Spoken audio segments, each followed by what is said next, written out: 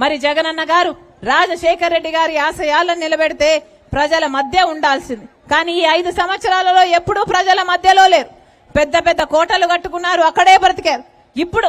ఇప్పుడు ఎలక్షన్లు వచ్చాయి కాబట్టి ఇప్పుడు సిద్ధం అని బయలుదేరారు. దేనికి సిద్ధం సార్ అని అడుగుతున్నాం. మళ్ళీ 8 లక్షల కోట్ల రూపాయలు అప్పు చేయడానికి సిద్ధమా? మళ్ళీ బీజేపీ పార్టీతో అక్రమ పొత్తు పెట్టుకోవడానికి సిద్ధమా? మళ్ళీ బీజేపీతో మీ దోస్తీ కోసమని ప్రజలు తాకట్టు పెట్టడానికి సిద్ధమా? ప్రత్యేక హోదా తాకట్టు పెట్టడానికి సిద్ధమా? పూర్తి మద్యపాన నిషేధం అని చెప్పి మళ్ళీ ప్రజలను మోసం చేయడానికి సిద్ధమా? 25 లక్షల ఇల్లులు కడతారని పేదలకు మళ్ళీ మోసం చేయడానికి సిద్ధమా? 25,000తో మెగా డిఎస్సీ అని చెప్పి దగా చేయడానికి సిద్ధమా? దేనికి సిద్ధం? మీరు ప్రజలను దగా చేయడానికి సిద్ధమైతే ప్రజలు మిమ్మల్ని ఇంటికి పంపడానికి కూడా సిద్ధం. మళ్ళీ చెప్తున్నాం ఈరోజు మనకు మళ్ళీ ప్రత్యేక హోదా రావాలి అంటే అది ఒక్క కాంగ్రెస్ పార్టీ వల్ల మాత్రమే సాధ్యం. రాహుల్ గాంధీ గారు చెప్పిన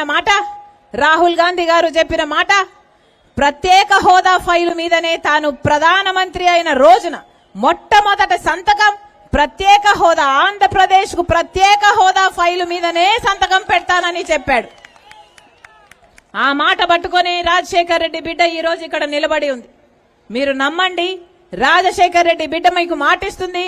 ప్రత్యేక హోదా రావాలి అంటే మళ్ళీ కాంగ్రెస్ పార్టీ అధికారంలోకి రావాలి.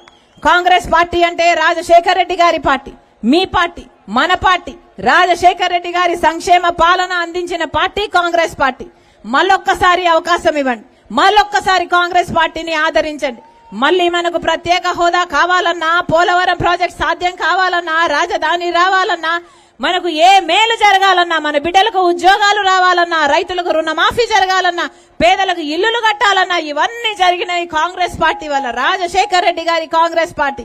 మరొక్కసారి ఆశీర్వదించండి. రాజశేఖర్ రెడ్డి బిడ్డ మీకు మాటిస్తుంది, మళ్ళీ రాజశేఖర్ రెడ్డి సంక్షేమ పాలన మీ చేతుల్లో పెడతానని మీ రాజశేఖర్ రెడ్డి బిడ్డ మీకు మాటిస్తుంది. నా గుండెలో నిజాయితీ ఉంది. నా పుట్టింటికి మేలు చేయాలి అన్న తపన నాలో ఉంది. అందుకే ఆంధ్ర రాష్ట్ర రాజకీయాల్లో అడుగుపెట్టింది రాజశేఖర్ రెడ్డి బిడ్డ. మీరు ఒక్క అవకాశం ఇవ్వండి, రాజశేఖర్ రెడ్డి బిడ్డ మీకు మాటిస్తుంది. ఆ రాజశేఖర్ రెడ్డి గారి సంక్షేమ పాలన మీ గడప వరకు తీసుకొస్తుంది రాజశేఖర్ రెడ్డి బిడ్డ. మరొక్కసారి ఇది ఎన్నికలు వచ్చే సమయం, ఇది ఎలక్షన్ల సమయం. అన్ని పార్టీల లీడర్లు వస్తారు, అందరూ వస్తారు, డబ్బులు కూడా ఇస్తారు. మాకు ఓట్లేయండి అని అడుగుతారు. ఏమ్మా వస్తారు కదా, డబ్బులు కూడా ఇస్తారు, తీసుకోండి. మీ డబ్బులే ఈ శాండ్ మాఫియా చేసి సంపాదించిన డబ్బులే. ఎవరు ఎన్ని డబ్బులు ఇస్తే అన్ని డబ్బులు తీసుకోండి, అంతకంటే ఎక్కువే వసూలు చేయండి. కానీ డబ్బులు ఎవరి దగ్గర తీసుకున్నా ఓటు వేసేటప్పుడు మాత్రం మీ ఆలోచన అయి ఉండాలి, మీ నిర్ణయం అయి ఉండాలి. ఎందుకంటే ఓటు అనేది మీ చేతిలో ఉన్న ఆయుధం, మీ జీవితాలను మార్చే ఆయుధం. 5 సంవత్సరాలకు ఒక్కసారి మాత్రమే ఈ ఆయుధం మీ చేతుల్లోకి వస్తుంది. అందుకే ఓటు వేసేటప్పుడు ఆలోచన చేసి ఓటు వేయండి. ఓటు అనేది అమ్ముకునేది కాదు. ఎవరు డబ్బులు ఇచ్చినా తీసుకోండి, కానీ మీ ఓటు అమ్మకానికి పెట్టకండి. మంచి వాళ్లకు ఓట్లేయండి, మంచి పార్టీకి ఓట్లేయండి. మీరు చంద్రబాబు గారికి ఓటేసి చూశారు, ఆయన ప్రతిపక్ష నాయకుడిగా, ముఖ్యమంత్రిగా ఆయన చేసింది ఏమీ లేదు. జగన్మోహన్ రెడ్డి గారికి ఓట్లేసి చూశారు, ఆయన ముఖ్యమంత్రిగా, ఆయన మన రాష్ట్రానికి గాని, మన పోలవరానికి గాని, మన ప్రత్యేక హోదాకు గాని, మన రాజధానికి గాని చేసింది ఏమీ లేదు. అందుకే చెప్తున్నా, ఒక్క అవకాశం కాంగ్రెస్ పార్టీకి ఇవ్వండి. కాంగ్రెస్ పార్టీ, రాజశేఖర్ రెడ్డి పార్టీ, మీ పార్టీ. మీరు ఆశీర్వదించండి. మనసు పెట్టి చెప్తున్నా, చిత్తశుద్ధితో పనిచేస్తాం. రాజశేఖర్ రెడ్డి గారి సంక్షేమ పాలన మళ్ళీ మీ చేతుల్లో పెడతానని రాజశేఖర్ రెడ్డి బిడ్డ మీకు మాటిస్తుంది.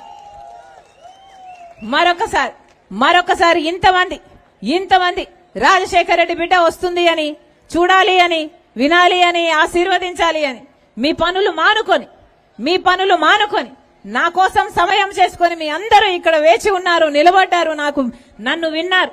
మరొకసారి ప్రతి అక్కకు, ప్రతి చెల్లికి, ప్రతి అన్నకు, ప్రతి తమ్ముడికి మీ రాజశేఖర్ రెడ్డి బిడ్డ శిరస్సు వంచి చేతులు జోడించి మనస్ఫూర్తిగా నమస్కరించుకుంటాను. జోహార్ వైఎస్ఆర్. రాహుల్ గాంధీ గారి నాయకత్వం.